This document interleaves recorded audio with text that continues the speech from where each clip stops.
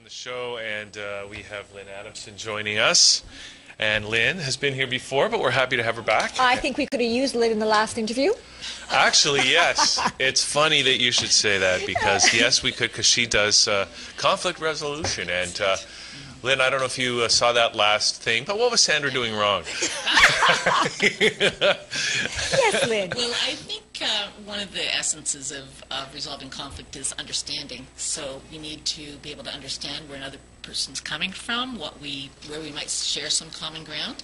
We need to be able to get curious and ask questions. And I mean, you did that as well. I mean, we still have differences. The thing is not to take those differences as Personally? Yeah, exactly. Not as a judgment on us, and not really a judgment on them, but to how did people come to that perspective?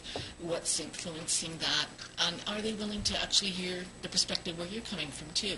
Because the more open we can be about where we want to go, in the end, the more likely we are to come to a win-win conflict resolution. Yes. Now, have you ever, in your line of work, have you ever come across a situation where there was no common ground with the two parties, when they just don't see it eye to eye and there's no happy medium? There are often times when people don't resolve the conflicts. Even if they bring them to our service, they may not resolve them. The majority, yes. The majority, if they go to mediation, they will come out with a workable agreement, and that's especially true in workplace mediation, also true in neighbors mediation. The really most important factor is that people want to resolve the conflict. If people want to resolve the conflict, then the conflict resolution and training service can be helpful to them. The mediators can be helpful to them. And we also do training, and people can learn better skills so you don't escalate the conflict in the first place. Okay. Yeah, it doesn't guarantee you're going to come to the same conclusion as the other person, but you at least you can refrain from doing any more damage. Do you know what I mean? At least mitigate that too. Mediators will help you have a respectful dialogue and see where you do have common ground and can move forward on that, or at least you've had that conversation and nobody's harmed. Everyone feels respected. What happens, Lynn, though, when the other person just won't listen? That is really tough. That is really tough. Okay, can I start to hit you? We have different styles. People have different styles in conflict resolution. There's a style we call kind of competing. And any of us can get into it. If we feel strongly about something, we can get kind of competitive about our views and shut out another person's perspective. And that kind of keeps us isolated, though, right? Because we're not getting that dialogue. And you can't make a person who's feeling competitive about their perspective listen to you and understand you. You can invite them to do so, but they need to feel, they also need to feel that there's some value in it. So that people understand the reason why. Like, why would that person listen to you? Why do they need to hear your perspective? Can you point out to them that you notice? One of the favorite phrases that I use a lot is I'm noticing. So I'm noticing that you're keeping repeating that thought, and I'm feeling like you're not necessarily understanding my perspective. Can I summarize what I hear you saying? And then would you summarize what I'm trying to say, so we can see if we understand? There's a lot of anxiety in conflict because people are concerned about the outcome. Who's going to win? And or my needs are threatened in some way. My needs are threatened by the conflict situation that we're in, so I get anxious, and then I'm really concerned about the outcome, and then it escalates. Okay? People get defensive, and then they attack, can't defend. However, if you slow it down, and that's the kind of our number one recommendation, is slow it down, get curious, and try to understand what's behind that conflict for each person. What are the needs that that person feels are threatened? What are the values that that person is holding on to in that situation? And that you get to express those too. And when you feel that you understand each other, then you can maybe come up with some options that would meet your needs. So we're really focusing on meeting needs rather than having a logical same viewpoint. It's like, how can we meet our needs moving forward? So, go ahead. You had a question? Well, yes, I did. Okay, go for it. Thank you for letting me say something. This is your show. Sandra. Sure. Well, I mean, for example, our last conversation that we had, it was a political conversation, right? And you know, sometimes I think there's nothing more difficult for people to give up than their worldview, right? So people have a certain outlook, and they're very invested with that, is whatever it is. Yeah. But what my question is a little. So when you're offering the services here, right, through your now, is it a business or are you doing this through St. This is a community Stephen's? program. It started in 1985, the Conflict Resolution and Training Program. And St. Stephen's is a community house that offers all kinds of programs for housing and homelessness, for youth, for employment and training, for language programs. Yeah, they have an award-winning youth program. So we offer a lot of programs, but in 1985 this was founded. When I was there, I was one of the original people in the first 5-day training that we had in starting that program. So I've been Wow. involved So were since you then. a trainer or were you being I trained? was in the training, being trained by the people from San Francisco who had a program called Community Boards, and they'd used it in San Francisco to resolve neighborhood conflicts so that people didn't end up calling the police or killing each other, because people would get shot over a parking space conflict. They You would know? what? Seriously. Well, there's a lot of guns, as you know, in the United States, and here we have some guns too, and lots of violence that happens when people feel threatened and feel like their needs not being met. It can escalate. So they wanted to build capacity in the community in San Francisco, and they wanted to give people support. When they wanted to resolve a conflict, you can come and sit down with neighbors trained who will help you. And so we were learning from them. So I did that 5-day training and became part of that program. I was on the steering committee for the program, and I'm very happy to see it has grown since then. Wow. And, yeah. And so that must be so gratifying for you to see at the end when you're having this conflict. Like if for Ritu and myself, if at the end of the day, because I don't think we resolved No, anything. But people do have differences that you're not going to be able to personally resolve. Like when we sit down, because it's a bigger question, it's not just up to you and her, right? Right. True. True. Where we do our services primarily, it's with the people in the room. So if I'm living here and you're my neighbors, then you and we have a very specific problem that we want to solve. That's where we focus. Or if we're in the same workplace, then it would be a matter of, Hugh, you and I are in the same workplace, but we had an incident between us. It would be a matter of sorting that incident out. Now, how do we want to work together so we both feel that we're respected, we both feel it's productive, we both looking forward to coming to work, right? We want, and for the neighborhood, that we're both happy living in that neighborhood. We want to come home to people, want and to come home not be feel afraid safe that and they're going not to be, be throwing afraid. eggs at me or something. Exactly. So you have a stake in resolving it. Certainly the earlier we go at these relationships, when there's a problem, the better. And it's also one of the reasons why we want to build positive relationships to start with. You want to do team building in the workplace, or you want to go to your neighbor and make friends, or introduce yourself at least, so you know the people in a positive and friendly way. And then when there's a conflict, it's easier to talk. Because we don't like it. We tend to associate it with those people don't like me, rather than there's an issue and we can talk about it. So do you find, though, that it obviously takes one person has to come to you and say, okay, look, I'm having a problem with, say, my neighbor. Right. Okay, so somebody has to come to you. Now, who approaches the other person? Or do both, it's unlikely that both are going to say, you know what, let's resolve this and let's go here to resolve it. So is it usually one person who comes to you and says, okay, look, I'm having a problem and I don't know what to do? Yeah.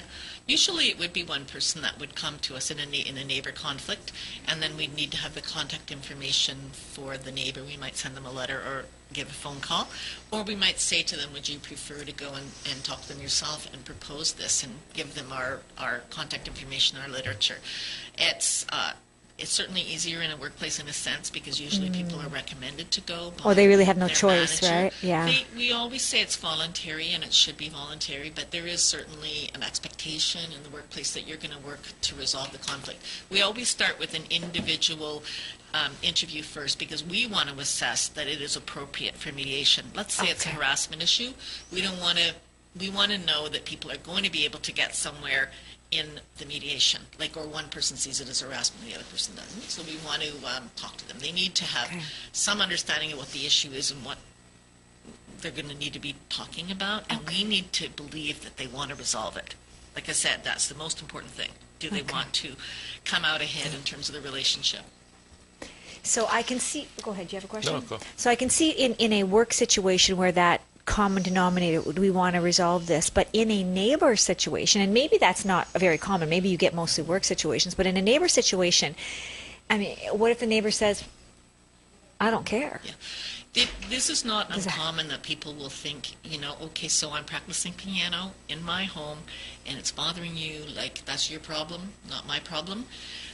However, if it's escalating and uncomfortable, it affects everyone. So part of what we do in the initial interviews is we explore how it is influencing that person. So let's say you're unhappy.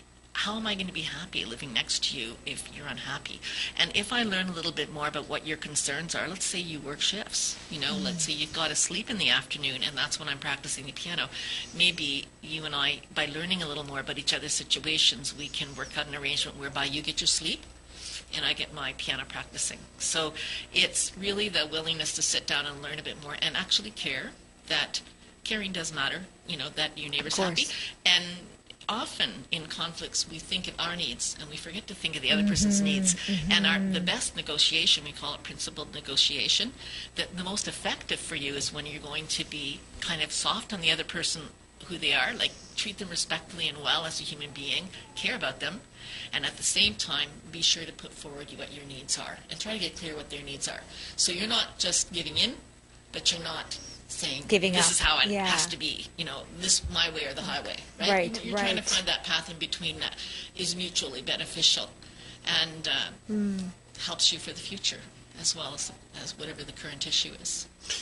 So I think it's really interesting that you've brought this, in a sense, a thing that started in San Francisco and you're offering the service now in Toronto. And who is you mentioned, neighbors that might be having trouble or conflict of some sort, but are there any other kind of target people that you want to serve with this conflict resolution? We do a whole variety of programs and services. So, for example, we provide coaching. Let's say that you're a manager in an organization and you want to figure out how to better handle a certain employee to get the best out of that arrangement. Maybe it's been frustrating and difficult, and yet you don't want to give up. So we can provide coaching that helps a person understand how to best work with that kind of person. We also do training in personal styles. People have different... I started to say before about competitors, people who compete. Like Sandra. And people who give in are accommodating, people who are avoiding. I think you're going to need to mediate. She's got to always one-up me. It's hard to share Lynn. Space. She's always trying to one-up me. Is that right? Okay. You have a certain effect on each other, it looks like, hey? Why do you think he wears that? Okay, that's not just for decoration. No. Because it's becomes so hard for me. Oh, I see. He's protecting himself at this point. Yes. Yeah, Yes, people are it's always armor. hitting me on the head, Lynn. Yeah. You both It's a pillow. in a way, like you're both expressive personalities, right? I'm just looking at it and saying that may be one reason why you enjoy this kind of interviewing, right? So you have something in common, and yet sometimes we have conflict with people who have similar personalities to ourselves, because you're both expressives and there's only so much airtime. You're going to trip over each other once in a while. So learning how to give a signal to each other that you want to come in. Or, Yeah, we do that. We have a secret signal. You do. So you've worked it out, kind of you negotiate with each other. And put it this way, I get more bruised than he does. More what? Bruised. Oh, yeah. Bruised? Yeah. The thing is, you can sit down after. If one of you felt like you were really genuinely concerned about how the working relationship was for you here, you'd want to be able to know, I know how to raise a concern Exactly. without making things worse. It's one of the reasons we don't go to another person and say, I've got a concern, is we are concerned that we'll make it worse. Like if I bring it up with that person, they What are will they going to react. think of me after and that, chances too? are they will react because people are very sensitive about criticism. We want to think of ourselves as good people. We try to do our best. I think everybody does. And so when somebody says, I'm unhappy with something about you or about how you're being in this situation, that's hard to hear. So that's why we go through with people like how you want to set up that kind of a conversation so that it's likely to be successful for you in the long run and make things better and not make them worse. So that's the kind of thing we do. And I don't even know if this is possible, where I think something like this would be so beneficial is bullying. Yeah. In schools, do you deal with that? Have you been able to deal with any? Because I think that could have a major effect. Well, we do anti-bullying training. We have been doing some anti-bullying training. The thing is, bullying is a pattern, and it's a pattern that anyone can learn, and it's a behavior that people can be involved in, and you can also unlearn it. So you can learn other behaviors. It helps to know what underlying need is being met by that. By that behavior, and how it's getting that person what they want, and maybe not in a healthy way. It sounds like not in a healthy way if it's impinging in a negative way on other people. Have you ever had a child, like a high school student, who may have been bullied, and then they're the so-called bullier? Have you ever been able to kind of mediate something between those two? Yes. St. Stephen's doesn't do, in particular, a school-based program, although there is others called Peace Builders.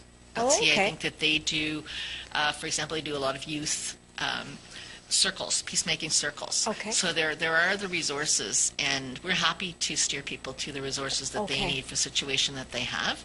But I think what you're saying is, if people sit down together, do they learn about how they're affecting another person? Yes. Exactly. And they have the opportunity to make amends. Because what you really want is to help develop the empathy. Like I myself, there's an incident I can think of in my childhood where I was participating in a bullying thing. Someone asked me, let's go kick in the little leaf house that the little kids have been making.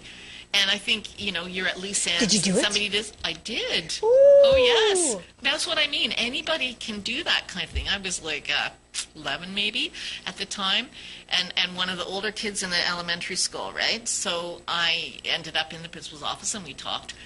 We were never brought together with the people who we affected, but I did reflect on it later. Because sometimes you get involved in something and you realize later that wasn't something I really wanted to do. Yeah. No, well, I don't want to do it. Because we choose our behavior, and that's a big focus of our programs, is to become more conscious about the choices we're making, about our impact on other people. And so we need the feedback. It helps when you sit down and do the mediation. Because I never was able to apologize to those other kids. Like, it was never set up that way at the time, because it was just like, you're being bad and whatever. That's the way we did it. Well, I don't think they had that sophisticated an understanding of how to resolve that, right? It is so incredible. Like, it was the 1980s that all of this win-win conflict resolution came forward, getting to yes, and lots of the Harvard negotiation project, and so on. And that, to me, I was so happy at that time, because I thought, now we're not going to have wars. I honestly thought. Because we know how to do win-win conflict resolution, and it's not in anyone's interest to be blowing things up and wrecking the planet and wrecking communities, right? We should get Putin at this table. It's Putin, and I think it's Obama, and it's all of them. Like, leaders, people get into using leaders. power and throwing power around, rather than developing relationships. And I'm personally, in my own time, not from St. Stephen's, but on my own time with the Department of Peace.ca. It's a project around getting our government to do peace building as a positive thing. Peace is not just an ideal, unreachable, unattainable thing. It's a practice. Peace is a practice. It's what we do. So, and there are steps that we can take. You're talking about in schools. There's steps we can do through peace education and programs in schools that develop those capacities in young people, so that they can resolve their conflicts both on the playground. My children were involved in an early program at Downtown Alternative School, Peacemakers program, and learned the skills growing up, which I think that is when we should learn them. But you know what? Our program helps people no matter what age you are. If you want to do better with conflict... Well, it's never too late, right? It's never. Let's hope so, Sandra. You do. Yeah. And I also do on my own time training in nonviolence. We do this at the Quaker Meeting House in the evenings, and we teach people about kind of Gandhian nonviolence and nonviolent social change campaigns, and how we can better affect the world around us through working together, make the changes that we need. Because really it's all about being conscious and present in our lives, and really making what we want in our lives happen in our lives, whether it's the workplace, whether it's in terms of social issues. So to get back to the conversation we had before with sure. Ritu, okay? Yes. with what you're saying to me, all the things that you're saying to me are things that make a lot of sense in terms of the philosophy in not just conflict resolution, but it sounds to me like that's a philosophy, that's a way of life, you know, developing the empath and the peace. And even though I know peace is something you do on the side, but it's still very much a part of conflict resolution. So how could somebody like Ritu, who holds her position, and somebody who, like me, who holds my position, which seem to be at the opposite ends of the spectrum. Right. Okay, and I'm not saying that she's bad, and I'm not saying I'm bad. I'm not saying one's right or the other. But how could we come together when my effort is to see equal for everybody, and hers is only if you can pay for it? Where do you see a common ground on something like that? What happens here is that like I said before, it's not an issue that's just between the two of you. It's representing different streams of thought in society, and society has to negotiate the outcome, which we generally do through votes, through democracy, through, you know, other public processes. So what you can do is be respectful to each other in hearing and understanding what's behind the perspectives that you have. And then you have the total right to go out and talk to everyone else in society and organize if you like. I honestly think the future belongs to the organized. Who gets organized determines the future. And if corporations are the most organized, their values will determine our future. If communities are more organized, those values will determine the future. It's really a matter of stepping forward and knowing that we make a difference. So what kind of legacy would we like at the end of our life? What would we like people to be saying about the contribution we made? Was it for the general benefit? Was it good of others and as well as yourself? Or see, now with what she was saying, that would not apply. You have to agree. What? What she was saying, what you're saying is a benefit good of others. Well, you make a choice. I suppose she would say, she could say it is. No, I Actually, think she even, could say I mean, I know, she could. and I think, I don't know if this applies to the way you approach things, Lynn, but I think there was a lot of common ground actually in terms of the ultimate goal that both Which is Sandra's health, position right? and Ritu's position was, they wanted to see a good healthcare system, both of them. And we just disagreed on you know, so, you know. And I even said that, you know, it's got to be somewhere in between. Okay. Right? Hugh, are you getting to say what you need to say? No. Whoops. Okay. Thank you, Lynn, so for recognizing I that could see and the body recognizing that language. Sandra's being a She's bad getting co-host. excited. No, you really, when you have a conversation dominating. like that, it makes you ask those questions, and that's a good thing. I don't want to imply that therefore it's easy to talk. It's not, right? Necessarily. However, you have the right to do so, and you have the ability to do so in a respectful way, to disagree if you disagree, and to organize as you wish. And if you were working in the same project or the same building, you'd need to come to an accommodation that way, right? But you, what I do have things going for you questions for you? Or what Yeah, I got some questions. Yeah. Yes, sure. So when I think about what you're doing here with this conflict resolution, and I know that it seems to me in so many ways it's a better approach than, for example, the civil law, you know, suing people in court over stuff, and also, and even not just even the civil law, but the criminal law as well. For example, when there's a crime where there's a victim, so there's a perpetrator and there's a victim, and in a way that's a conflict. Yes, right? it is. And instead, what we do now, we take the perpetrator, we throw him in jail or whatever, and the victim is left without restitution, right? Right, and they never resolve. And their it's issues. never they never resolved. Have that resolution period. Well, we do a lot of court-referred cases at the conflict resolution and training. There's a lot of court referrals, and we do a lot of that mediation with community volunteers who are trained in those skills. And we have volunteers from many different ethnic backgrounds and who are speaking different languages and cultures, different genders and ages, and we can put the right mediators onto a particular case to help those people talk, if they're willing to, once they're referred by court, because courts work on a right-wrong basis, and they will often say, this is not the place for you. Your neighbors, you got to work it out. So if they come to us, then we assign mediators. We do the individual interviews first, then we do a mediation. Maybe we do another mediation session, and hopefully they will come to an agreement that's mutually beneficial. It's a little bit hard for people because you have to kind of step back from your position. You have to be willing to look at what the other person needs as well as what you need.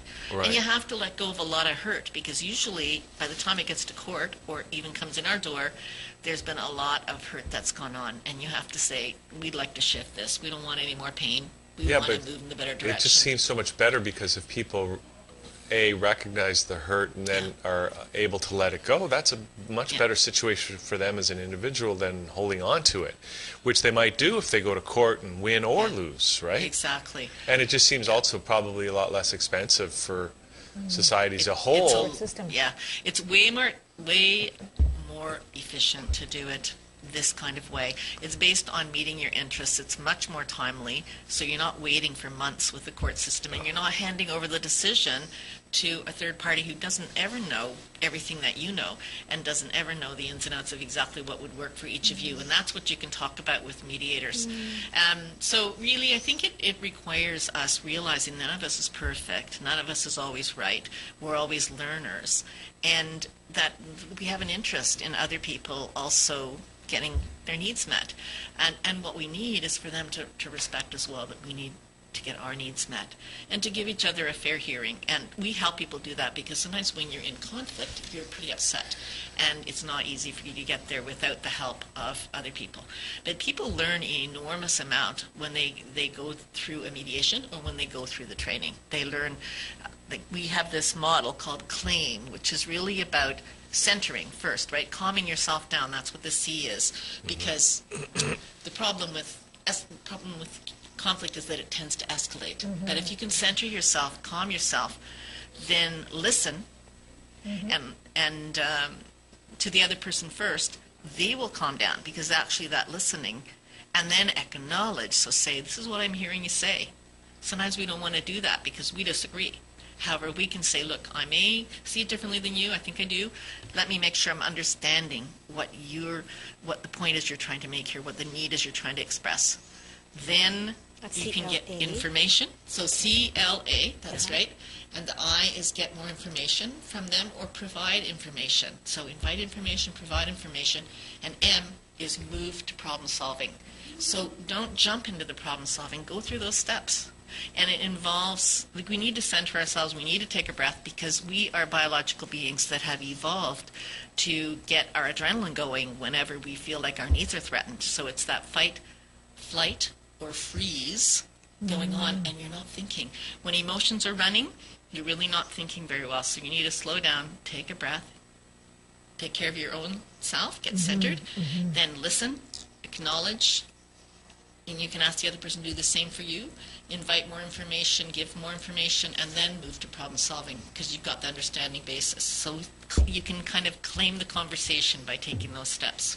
Does that make sense to you, Hugh? I can see you thinking. I think I need to take a workshop. Okay? It's a lot to absorb. I know you give these workshops, and it's a process for people to really get that, so that they can then use it in their everyday life. We do a basic kind of a one-day workshop, and we actually call it Handling Conflict with Angry People, because sometimes we need to deal with other people that are angry, or we might be angry ourselves. So, that's helpful both directions. And then we also do 3-day and 5-day mediation training, so for people who want to become mediators. And that's a very useful skill, whatever workplace you're in, or just for your own lives, your own family life, anything. It's a useful skill to have. We do those, and we have one coming up, a 3-day mediation training at the end of March 19th to 21st. We do it centrally, located near St. George Station downtown. And we have a 5-day coming up in June. And the 5-day is very popular. People really like it because you get more practice time. And we include things like power and culture issues in mediation. And we include kind of advanced work as well in the 5-day that we don't have quite as much time for in the 3 days. That's the intensive interpersonal mediation workshop. That is it. Isn't it? Yes. So, and who should come to this? Okay.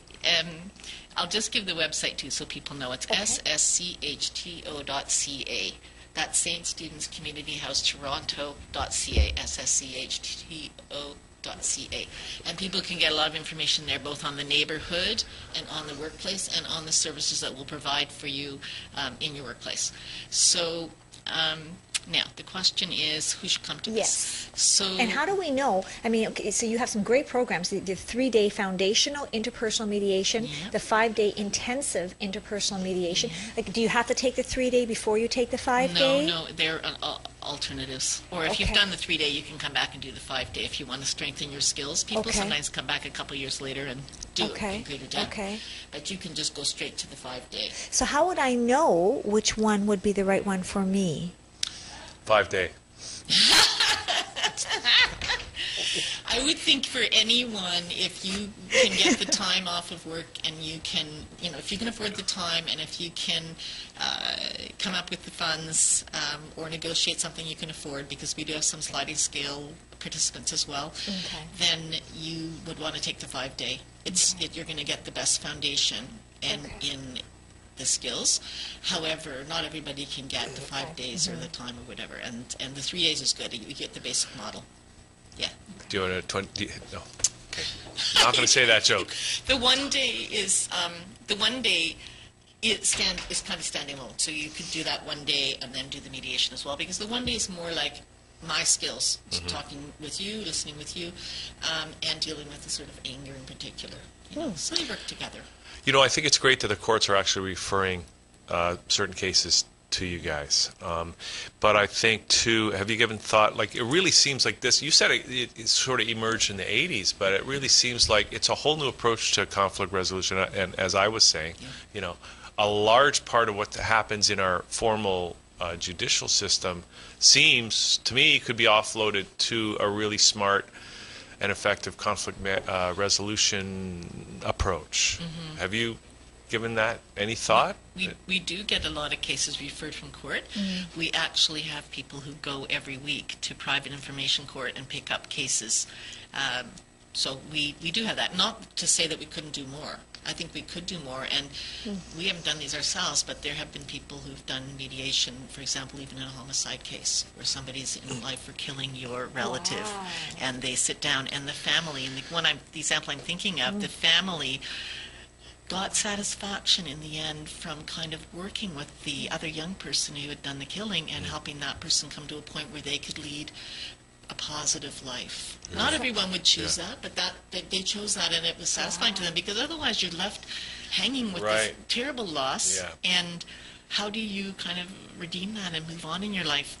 Well, I suppose, we don't, like I say, we have never had a case like that, but I'm just saying there's a range, obviously. We mostly deal with local matters. Neighborhood matters. Sorry, go ahead. I was going to say, I suppose in a way it would be more satisfactory because it's more holistic. You get to be a part of the solution, whereas when you go to court, it's up to the system, correct? Exactly. Really, you're relying on something. They will something. choose the winner, and they will craft the solution, and it might not be what you would choose, and you don't have direct input into it. And you don't have any relationship with the other party either, right? That's all. Right. And you may be represented by lawyers, so you even have less direct, well, you probably are represented by lawyers, so your connection is quite diminished. Yeah. Wow. Okay. Interesting. All right, Lynn. So lawyers thanks are going to lose out on this. No pity there. Well. So, we would love to hear from people. We do team building workshops. You don't have to be in conflict to come to us, right? We do preventative team building work.